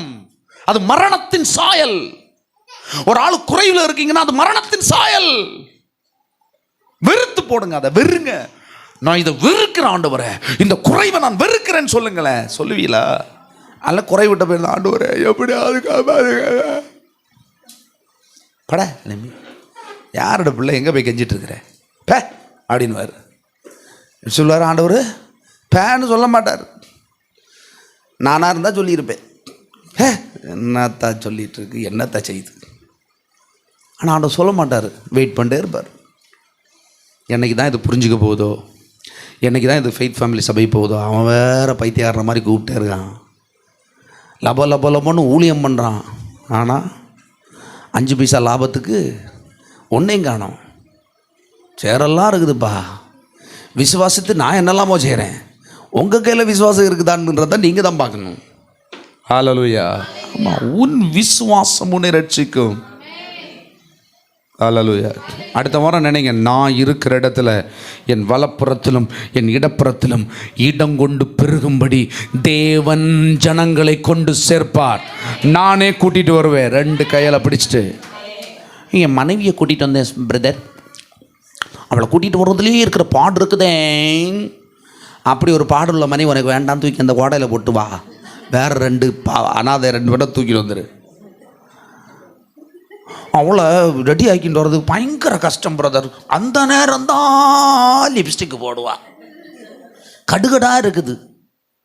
உன் மனைவி லிப்ஸ்டிக்கு போடட்டு, உன் மனைவி என்னத்தை வேணாலும் போட்டு தொலையட்டும். ஆனால் ரட்சிப்பை விட்டு தொலைகிறாளா? தூக்கி வெளியே போடு, தூக்கி குண்டில் போட்டு வெளியேவா. நீ நிறைய உன் வலப்பக்கமும் இடப்பக்கமும் இடம் கொண்டு பெருகுவா என்று கர்த்தர் உனக்கு தான் வாக்களிச்சிருக்கிறார். உன் மனைவி விசுவாசிக்க போகிற, அது அவ கடமை. சர்ச்சுக்கு ஒரு நாள் ஆச்சும் கூட்டு வந்தியா இல்லையா? வந்தியா இல்லையா? வந்த பிறகு நன்மை அடையலன்னாப்பா என்னது? ஹல்லேலூயா. ஆமாம், அங்கங்கே 2 சொறி ரொம்ப தெரியும். என்னன்னே தெரியல சொறி. அப்படியா? சந்தோஷப்படணும் புருஷன். உடனே எங்கி கர்த்தருடைய பரிசுத்த நாமத்துக்கு மகிமை உண்டாவதான். ஹல்லேலூயா. சாக்கடையில் கடந்த என் மனைவிக்கு சொறி உண்டானதுபடினால் ஸ்தோத்திரம். ஹல்லேலூயா. ஆமாங்க, வரணும்ல, அந்த வித்தியாசம் தெரியணும்ல. உடன்படிக்கை செய்யப்பட்டவனுக்கும் செய்யப்படாதவனுக்கும் வித்தியாசம் தெரியணும்ல. ஏய், உன்னை கூப்பிட்டுட்டு போகிறதோட 4 தெருவில் கிடக்கிற 4 நாய்களை கூப்பிட்டு போனால் அதுவும் ரட்சிச்சு நல்லா இருக்குது. எனக்கு அதுதான் சந்தோஷம். ஹல்லேலூயா. உன் வேலை, நீ வரும்போது நீ 2 பக்கமும் என்ன இருக்கணும்? உன் பிள்ளை ஒன்றை ஃபாலோ பண்ணி வருவான், உன் மனைவி ஒன்றை ஃபாலோ பண்ணி வருவா, உன் புருஷன் ஒன்றை ஃபாலோ பண்ணி வருவான். ஒன்றை ஃபாலோ பண்ண முடியாத இடத்துல வெளியில் நிறைய பேர் இருக்கிறார்கள். உன் வலப்பக்கமும் உன் இடப்பக்கமும் கெட்டு போய் நிறைய பேர் இருக்கிறாங்க. அவங்கள பிடிச்சிட்டு வா. வாம்பிள்ள ஒன்றை ஃபாலோ பண்ணி வரும்.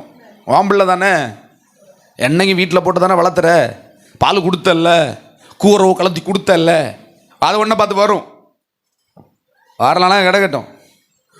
உன் பக்கத்து வீட்டுக்காரன் நிம்மதி இல்லாமல் இருக்கானா, அவனு ஏனே வாங்கினேன், என் கூட சபைக்கு வாங்கினேன். நீ கூப்பிட்டா கல்யாணத்துக்கு வரானா இல்லையா? நீ கூப்பிட்டா நான் எதுக்கு வேணாலும் வரேன் இல்லை, நான் கூப்பிட்டா நீ இதுக்கு வா. நீ எதுக்கு, ஏன்னா வீட்டில் எதுக்குமே வர வேணாம், இதுக்கு வா அப்படின்னு நீ கூப்பிடணும். அப்படின்னு கூப்பிட்டேன்னா ஒன்றால் 10 பேர் ரட்சிக்கப்படுவாங்க. உன் மனைவி உன்னை ஃபாலோ பண்ணுறா பண்ணலாம், அது 2வது. உன் பிள்ளைங்க வளர்றதில்லை. நீ எதை செய்கிறியோ அதை உன் பிள்ளைங்க செய்யும். மாற்றமே கிடையாது. ஐயோ, வீட்டிலேருந்து நான் எல்லாத்தையும் கெட்டி சுமந்து சபைக்கு வர்றதுக்குள்ளே நான் ஒரு பாடும் படண்டான். காலையில் எழும்புனியா, நல்லா குளிச்சியா, பல்லு தேய்ச்சியா, மனைவி சாப்பாடு கொடுக்கலையா, வேண்டாம். 10 ரூபாவுக்கு 2 தோசை வாங்கி சாப்பிடு. வார வழியில் சாப்பிட்டுட்டு அப்படியே நில்லு ஜங்ஷனில் போய், உன் ஏரியா ஜங்ஷனில். யாரெல்லாம் கஷ்டப்படுறாங்களா? காலத்துக்கு குடிச்சேக்கு ஏதாவது வழி உண்டான்னு நிற்பா 2 பேர் குடிகாரை. மாப்பிள்ளை, நான் சரியான ஒரு இடத்துக்கு போகிறோம், சமைய அடித்து பொழிக்கிறோம், வண்டியில் ஏறு, நேரம் எங்கே கொண்டு வா. எங்கே மாப்பிள்ளை கொண்டார? சரியான ஒரு பார். என்னது? சரியான ஒரு பார் மாப்பிள்ளை. ஒரே கொண்டாட்டம் தான். இங்கே ஒரு ஆள் நிற்பார், தலை கால் புரியாமல், கால் மேலே இருக்கு, தலை கீழே இருக்கும், ஆடி பொழிப்பார் மாப்பிள்ளை. மாட்டா, அவனுக்கு புரியாது. என்னத்தை 5 நிமிஷம் வெயிட் பண்ணலை பாரு, அவன் வாழ்க்கை நல்லா இருக்கும். எவனை எந்த வழியில் தூக்கணும்னு ஆண்டவருக்கு தெரியும். நீ கர்த்தர் வழியில் சரியான இல்லை. உன் கூட விசுவாசமாக நிற்கிற எவனாகிலும் 2 பேரோ 4 பேரோ அவனை உன் பக்கத்தில் வச்சுக்கோ. அதுதான் உனக்கு நன்மை. பேதுருவை வச்சுக்கோ, யோவானை வச்சுக்கோ, சகோதரனை வச்சுக்கோ, வேற எவனையும் வச்சுக்காத. உன் கூட இருக்கிற 2 பேராக இருந்தாலும் அவன் உன் கூட விசுவாசிக்கிறதுக்கு உன் பட்சத்தில் கூட நிற்கிறனா நீ தாண்டா உலகத்திலே பெரிய வெற்றியாளன். உன் வெற்றியை அசைக்க முடியாது. உன் உறவு யாரோடு இருக்கிறது என்பது தான் முக்கியம். பயப்படாத, விசுவாசம் உள்ளவனாயிரு. அது சாதாரண விஷயம் அல்ல. ஆண்டவர் அவன் நம்பி வந்தான், ஆனால் பொண்ணு செத்தே போயிடுச்சு பாரு. பாதி வழியில் வர்றதுக்குன்னு பொண்ணு செத்து போயிடுச்சு, அவ்வளோதான் காலி. ஏய், பயப்படாத, விசுவாசம் உள்ளவனாயிரு. அங்கே ஒப்பாரி சத்தம் கேட்கும் தான், முடிஞ்சு போச்சுன்னு எல்லாத்தையும் பேனர் அடித்து ஒட்டியிருப்பாங்க தான். ஆனாலும் எல்லாத்தையும் வெளியே விடு. பேனர் அடித்தவன், ஒப்பாரி பாட்டினவன், ட்ரம்ஸ் அடித்தவன், மரணப்பட்டி வாங்க போனவன், துணி வாங்க போனவன், எல்லாத்தையும் வெளியே தூக்கி.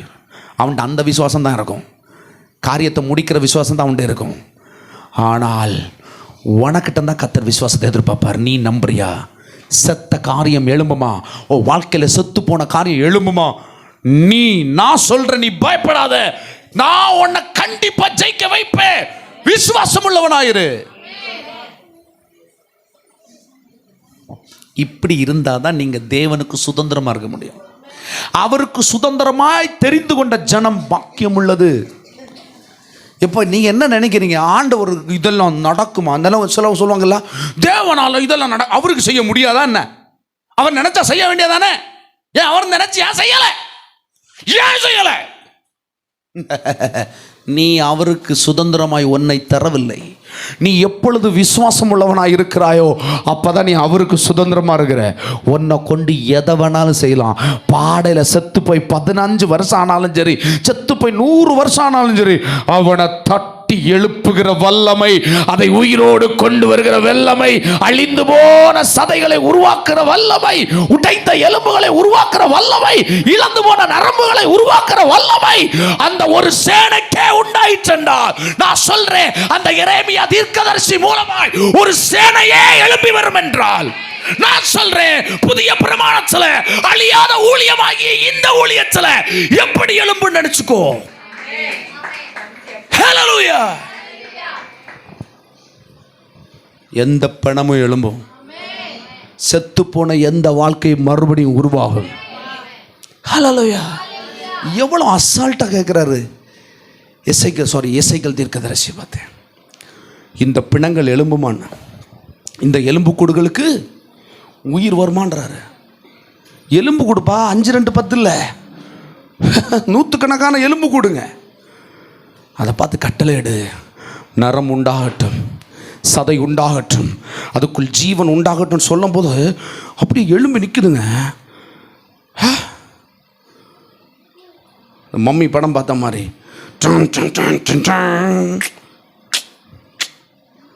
நினச்சி பாருங்க. அவன் எல்லாம் சிந்திக்கிறான், நம்ம பேரோ அதை ஓட்ட போட்டு.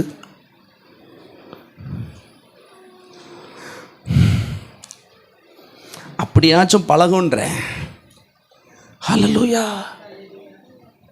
வாழ்க்கையில் நான் சொல்கிறேன், இன்னைக்கு காலையில் உங்கள் வாழ்க்கையில் எங்கெல்லாம் நீங்கள் மரித்து போய் கிடக்கிறீர்களோ, இனி பிழைக்க முடியாதென்று கருதி இருக்கிறீர்களோ, நீங்கள் முடிவே, உங்கள் உலகம் உங்களை சார்ந்தவர்கள் முடிவே பண்ணிட்டாங்க, இனி இவ்வளவுதான், இவன் காலி, இவனோட வாழ்க்கை முடிஞ்சு போச்சுன்னு சொல்கிற அளவுக்கு நீ அறியப்பட்டிருந்தாலும் கர்த்தர் சொல்கிறாரு, நீ பயப்படாத, விசுவாசம் உள்ளவனாயிரு, கர்த்தர் காரியத்தை வாய்க்க பண்ணுவார்.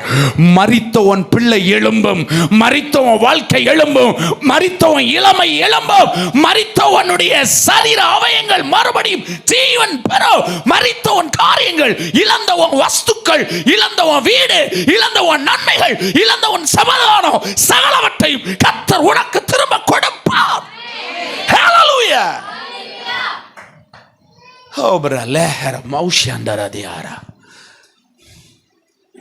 ஹல்லேலூயா. நீ அவ்வளவுதான், காலி காலி காலி. வாயெடுத்தா இல்லைங்கிறது தெரியும்ல, ஏன் இல்லைன்ற? ஆண்டவர் என்ன சொல்லிருக்காரு? இல்லைன்றதை இல்லைன்னா சொல்லணும் சொல்றாரு. உன்ட இல்லை ஒன்று இல்லைன்னா சொல்லிருக்காரு. இல்லாதவைகள் இருக்கிறவைகளாக இருக்குன்னு சொல்லணுமா? என்னிடத்தில் எது இல்லையோ அதை இருக்குதுன்னு சொல்லணுமா? பலவீனன் தன்னை பலவான் என்று சொல்லுவான். இல்லைன்னா இல்லைன்னு பேசாத, இருக்கு. ஏன்னா இருக்கிறவர் மரித்தே போவதில்லை. அவர் நேற்றும் இன்றும் என்றும் மாறாதவர். ஹல்லேலூயா, ஹல்லேலூயா. அந்த 12 வயசு பொண்ணு, மரிச்சு போன பொண்ணு எழும்பி வரும்னா அது செத்த உடனே சொல்றாரு அது எழும்பும்டான்றாரு. உன்னை பார்த்து எலும்புன்னு சொல்ல மாட்டாரு, விசுவாசம் உள்ளவனாரு, நீ பயப்படாதன்னுவாரு. அதை கரெக்டாக காத்துக்கொள்ளணும். போகிற தூரம் நிறைய தூரம் இருக்கும். போகிற வழியிலெல்லாம் கூட சொல்லுவான், என்ன பண்ணுறது, எங்கே அடக்கம் பண்ணுறது, எந்த எந்த எந்த எந்த கடையில் துணியை வாங்குறது, எந்த பள்ளியடிக்கு போகணுமா இல்லை உண்ணாமலை கடை கொள்ளலாமா, இங்கே பெட்டி விலை கூடுவதா அங்கே குறவா, எங்கே ஏற்றம் எங்கே இறக்கம், தெரிஞ்ச ஆள் உண்டா, யாராவது உண்டங்கி கொள்ளா 500 ரூபா லாபம். சாசு அடிச்சு கொடுக்கணும். அல்லேலூயா. செத்துன்னா அப்படியே புதைப்பேன்டா. 5 பைசா இல்லைன்னா நானே மண்டு தோண்டி புதைப்பேன். நீ ஏன்டா கவலைப்படுற 500 ரூபாய்க்கும் 1000 ரூபாய்க்கும்? பொல்லாத பிசாசு. இந்த கூட்டங்களோட கூட்டம் வைக்கக்கூடாது. போ வெளியே. இதுதான் செஞ்சுட்டு இருந்தானுங்க ஆண்டவர் வரும்போது. அங்கே பண்ணுவோமா, தாரதப்பட்டு அடிப்போமா, நடு டியூப்லைட் கட்டுவோம். செத்ததும் நடுப்பகலையாக இருக்கு, இப்போ டியூப்லைட் கட்டுவான். நைட்டு கஷ்டம் இல்லையா, அடக்கம் எப்படியும் காலத்தவானே. அடக்கத்துக்கு காலையில் உயிர்.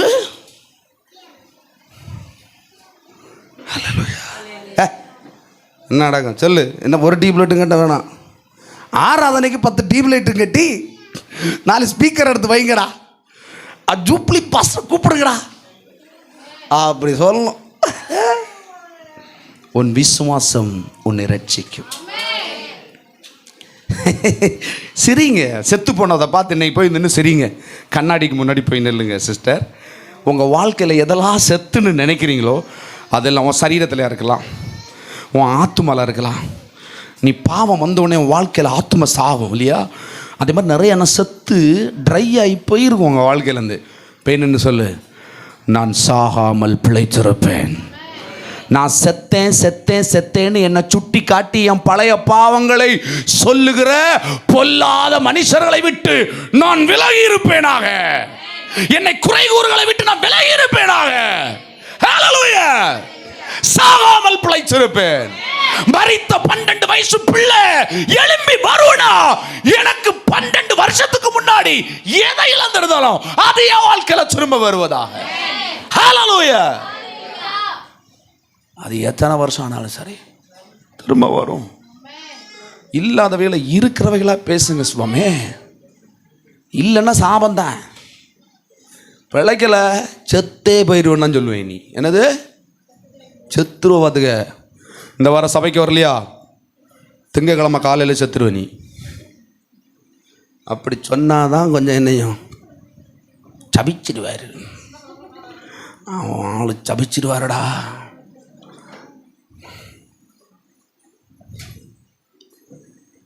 வேற ஒன்றும் செய்ய மாட்டேன். உபாகமம் 28 எடுப்பேன். முதல் 14 யாருக்கு அனுப்புவேன்? சபைக்கு வந்தவனுக்கு அனுப்பிடுவேன். 14க்கு அப்புறம் இருக்கிற 65, 70, 90 இருக்குது. 68 எல்லாத்தையும் உனக்கு அனுப்பி தருவேன். இதையெல்லாம் கீழ்ப்படியாத நாள் வந்த சாபங்கள் உங்களுக்கு. Brother, sister, kindly, truly, yours truly, தங்கள் உண்மையுள்ள சகோதரன் ஆர் ஜூபிலின் பெனடிக்ட் ஆர் ரெவரண்ட். நல்லா இருக்கும்ல இல்லையா? சிங்கப்பூரத்தில் இதுதானே கரெக்டு. சிங்கண்ணை இதுக்கெல்லாம் கரெக்டாக நிற்பார். அப்படிதான் இருக்கணும் இல்லை? ஹல்லேலூயா. செத்து தொலைங்கடா அப்படின்னு பயம் இருக்கணும். சபைன்னா நீ சந்தோஷமா இருக்க ஒன்று அழைச்சா அங்கே எங்கேயாவது போய் இப்படி பண்ணிட்டு கையை காலை உடைச்சிட்டு வந்து நிற்கிறது. ஹல்லேலூயா.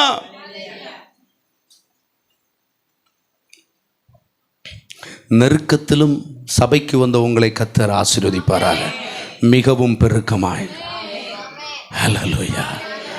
மனப்பூர்வமாக என் ஆவியிலிருந்து பரிசுத்த ஆவியானுடைய முழு உடன்படிக்கையின் பலத்தால் பேசுகிறோம். ஆசீர்வதிக்கப்பட்டிருப்பீர்கள்.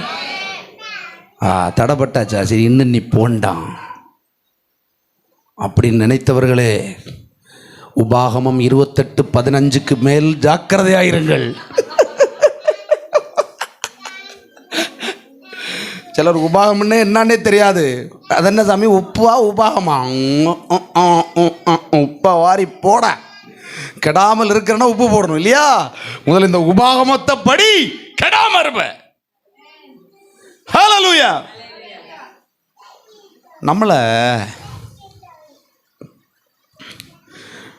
நம்ம எப்பவுமே நின்றுட்டோன்னு கிடையாதுங்க. நம்மளுக்கு பலவீனம் வரும், சோர்வு உண்டாகும், தளர்வு உண்டாகும். இதெல்லாம் தெரிஞ்சும் நம்ம போய் இந்த உலகத்துக்கிட்ட போய் நின்னா என்ன நியாயங்க கிடைக்கும்? உலக மனுஷன்கிட்ட போய் நின்னா என்ன லாபம் கிடைக்கும்?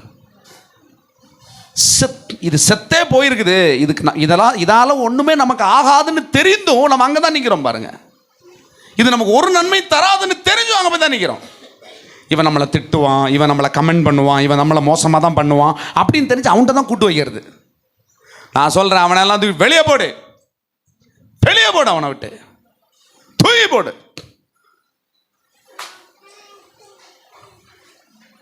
ஹல்லேலூயா. உனக்கு தான்டா தெரியும், உன் மனைவிக்கு தான்டா தெரியும், உன் பிள்ளைக்கு தான் தெரியும்டா என்ன வேணும்னு. உலகத்தானுக்கு தெரியாதுப்பா. நீ உன் அறை கதவை பூட்டி உன் மனைவி நீ வந்திருந்து நீங்க ஜெபிங்க, கைகோர்த்து நீ JP.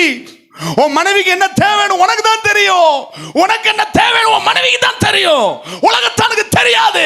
they can easily judge and get away. அவங்க போயிடுவாங்க வெளியே, ஈஸியா உன்னை ஜட்ஜ் பண்ணிட்டு போயிடுவாங்க. அப்படிதான் பிரதர், அப்படிதான் சிஸ்டர். சபையில யார்கிட்ட இதை போய் பேசாதீங்க. உங்கள்ட்ட யாராவது ஒரு கஷ்டத்தை வேதனையை சொன்னாங்கன்னா கர்த்தர் உங்களுக்கு பலனாயிருப்பார். தேவன் சாட்சியம் பண்ணுவார், ஆரோக்கியம் வர பண்ணுவார், உங்க உறவில் ஆரோக்கியம் வர பண்ணுவார் என்று பேசுங்க. பேசுங்க, சும்மாலாம் வராதுங்க. ஆரோக்கியம் சும்மா வராதுங்க. பார்த்து பேசுங்க. செத்து கிடக்காதீங்க. உலகத்தான மாதிரி, உலகத்தின் மக்கள் மாதிரி செத்து கிடக்கு. நீங்க ஆராதிக்கிற பிள்ளைங்க, அவர் சமூகத்துக்கு வர பிள்ளைங்க, கெட்டு போகாதீங்க.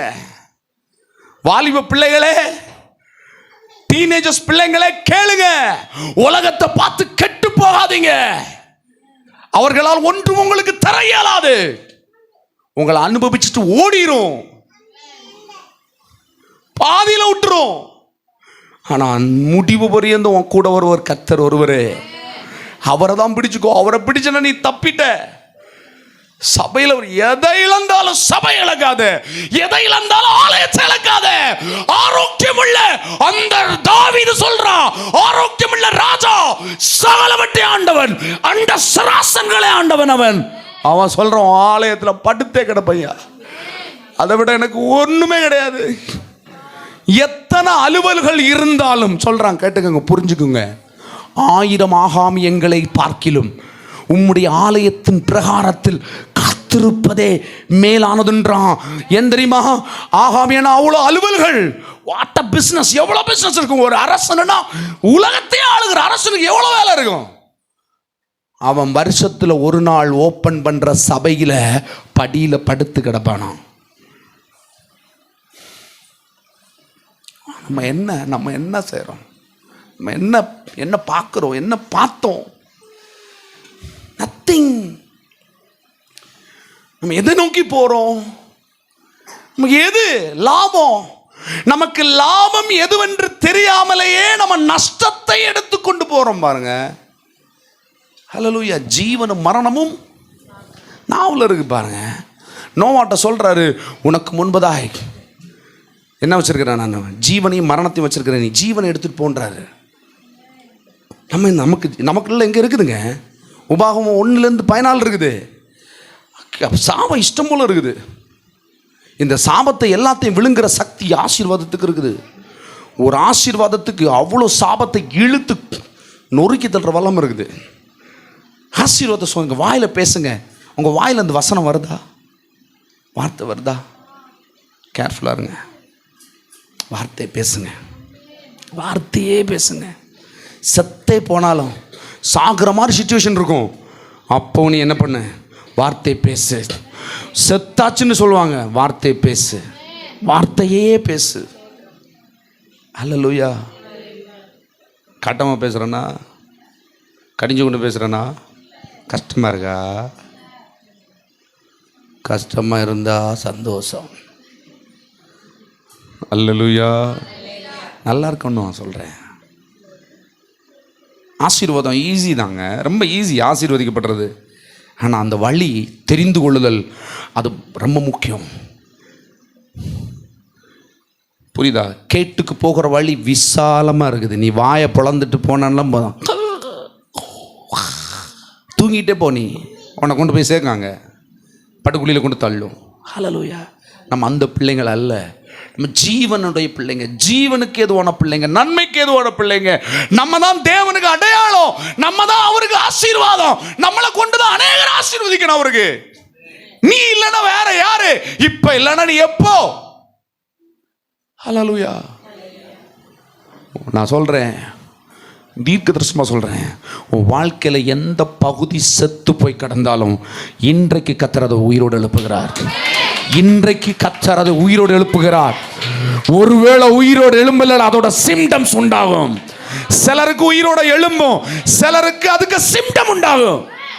சிலருக்கு சிம்டமே உண்டாகலைனாலும் அந்த சிம்டம் உண்டாகிற வரைக்கும் கர்த்தர் சொன்ன வார்த்தையின் மேலே உண்மையாயிரு, விசுவாசம் உள்ளவனாயிரு.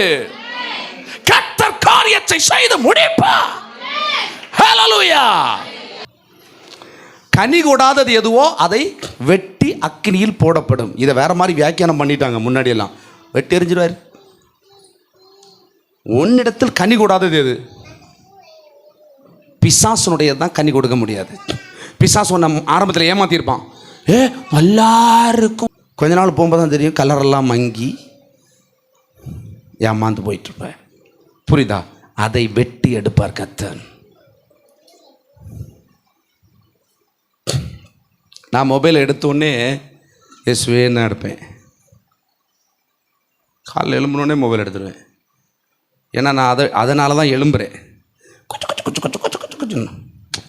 இல்லையா? நல்லதுதான். எழும்பணுன்னா நம்ம என்ன பார்க்கணும்?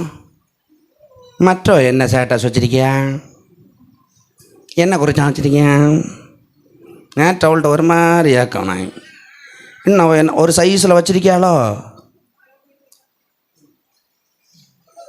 நீ பண்ண தப்புக்கு, உன் குறைவுக்கு, நீ செத்து போன அந்த காரியத்துக்கு கர்த்தர் என்ன பேசுகிறான்னு பாரு. முதல்ல வசனம் என்ன சொல்லுது? ஆண்டவரே வசனம், எனக்கு ஒரு செகண்ட் ஒருக்கா வசனம் பேசுவார் கர்த்தர்.